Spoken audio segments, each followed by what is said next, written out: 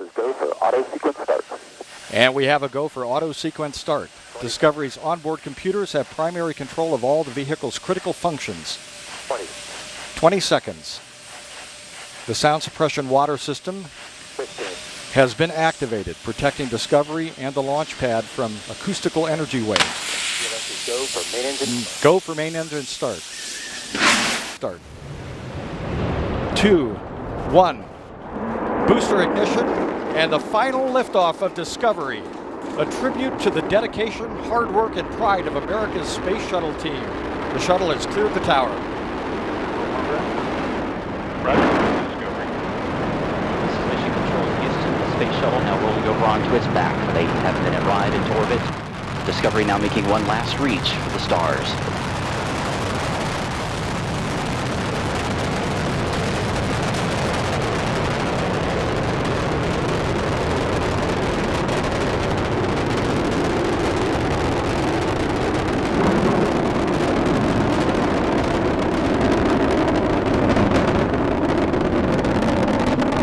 Discovery's engines are now throttling down as the orbiter passes through the area of maximum pressure, reducing the stress on the shuttle as it goes supersonic.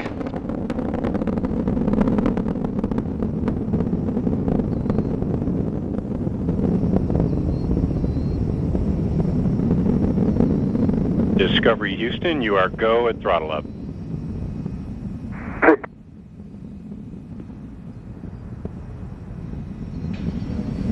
Commander Steve Lindsay acknowledging the call from Capcom Charlie Hoba as Discovery's 3 main engines throttle back up.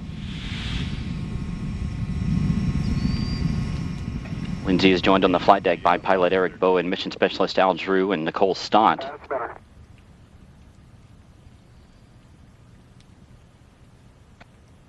Mission specialist Mike Barrett and Steve Bowen.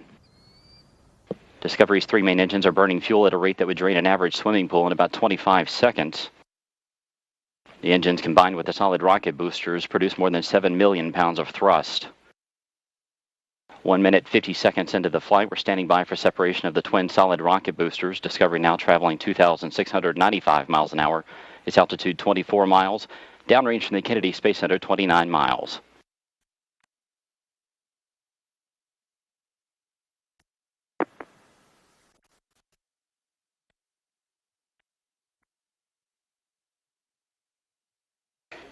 Booster separation confirmed. Discovery's guidance is now converging as the shuttle's onboard computers fine-tune the flight.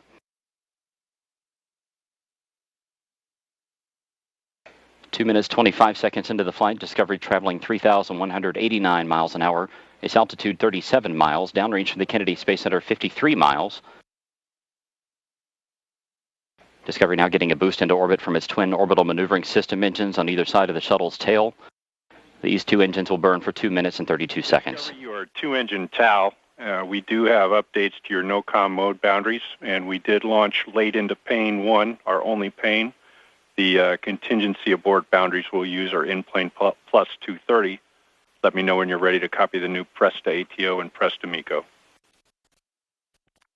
Okay, copy all. 2-engine TAL and ready to copy. Into your Presta ATO 11.9. Presta MECO 15.4. 11.9 and 15.4. That's a good read back on both.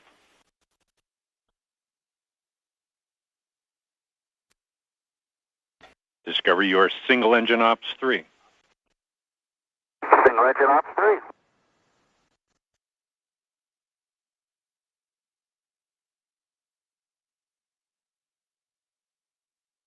Discovery's engines are now swiveling to roll the shuttle to a heads-up position to get better communication with NASA's tracking satellites.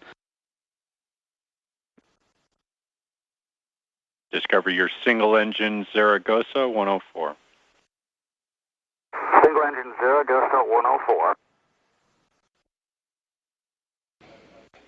Discovery can now make it to emergency landing sites in Europe should 2 engines fail at this point, but the flight continues to go well. 6 minutes, 24 seconds into the flight, the shuttle traveling 9,800 miles an hour. Its altitude 67 miles, downrange from the Kennedy Space Center 447 miles. Miko, BIM for you, nominal shutdown on all three, and Pinto, you'll be go for the plus X and go for the pitch. Main engine cutoff confirmed. Space Shuttle Discovery now in space.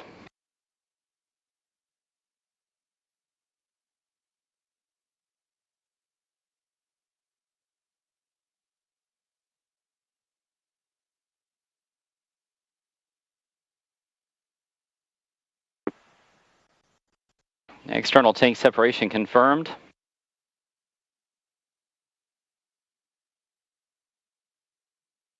Commander Steve Lindsay will steer the shuttle up to the forward portion of the external tank so that the umbilical well camera can capture some images of it. Veteran crew back to space. Copy, Knowles 1 required, 3730